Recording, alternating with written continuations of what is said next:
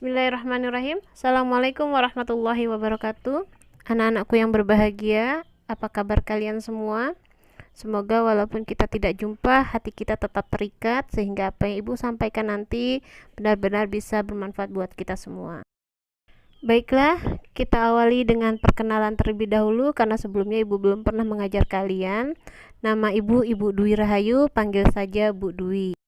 Pada kesempatan kali ini, Ibu ingin menyampaikan materi tentang aspek Al-Quran yang membahas tentang perilaku taat, kompetisi dalam kebaikan, dan kerja keras. Perilaku taat terdapat dalam Quran Surat An-Nisa ayat 59, kompetisi dalam kebaikan terdapat di Al-Quran Surat Al-Ma'idah ayat 48, dan kerja keras ada di Quran Surat At-Taubah ayat 105. Selanjutnya Ibu sajikan 3 surat tadi dan kata-kata yang terdapat kaidah tajwidnya. Sebelum kita bahas tajwidnya, maka Ibu akan menjelaskan beberapa hal tentang tajwid. Yang pertama tentang hukum nun mati, kemudian hukum mim mati, kemudian ada sedikit pembahasan. Kita akan coba belajar juga tentang matnya. Ya, apa itu hukum nun mati? Hukum nun mati dan tanwin adalah ketika nun mati atau dan tanwin bertemu dengan huruf-huruf lain. Bagaimana cara membacanya? Dalam hukum nun mati dan tanwin itu terbagi ada 4. Yang pertama namanya idhar.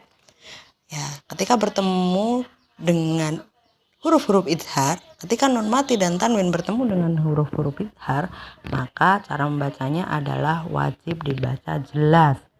Ya, dan ketika nun mati dan tanwin bertemu dengan huruf-huruf ya, nun, mem, dan waw, maka hukum bacanya disebut idgham biruna. Cara membacanya dengan dengung.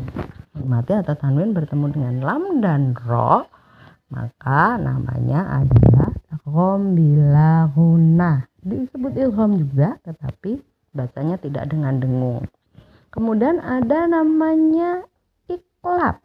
Mati dan tanwin bertemu dengan huruf ba.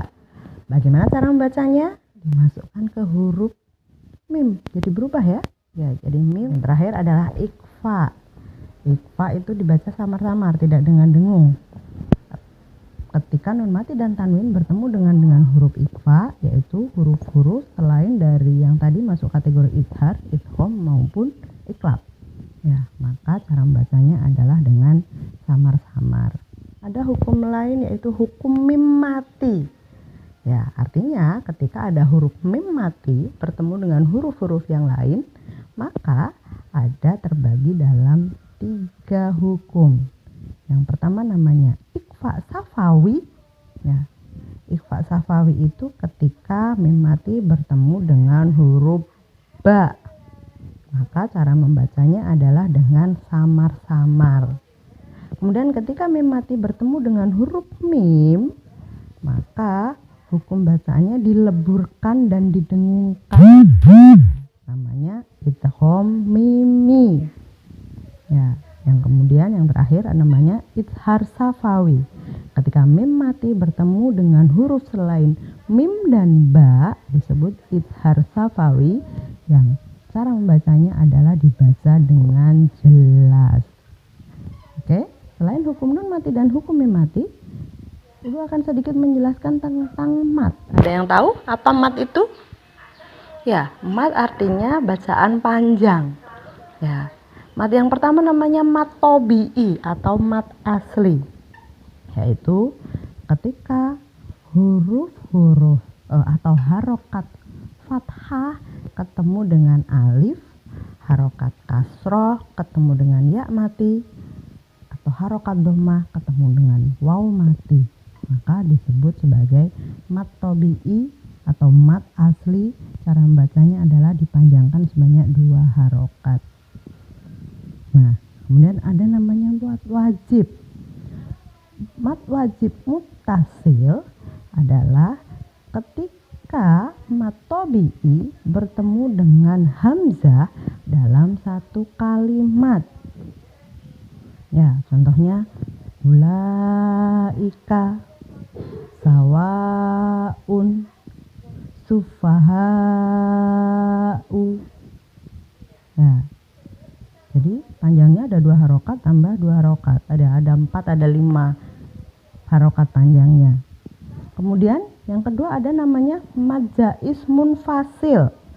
Majais munfasil yaitu ketika mat tabi'i bertemu dengan hamzah atau alif dalam kalimat yang berbeda. Contohnya bima unzila, ya itu ada kan, ada mat tabi'i kemudian ketemu lagi dengan alif atau hamzah, maka namanya majais munfasil. Oke. Tugas kalian selanjutnya adalah menulis 3 surat tersebut dan kalian identifikasi tajwidnya. Itu sudah Ibu kasih kode-kode, silahkan semampunya mengidentifikasi tajwid dari surat yang Ibu sajikan. Terima kasih. Ibu akhiri, Assalamualaikum warahmatullahi wabarakatuh.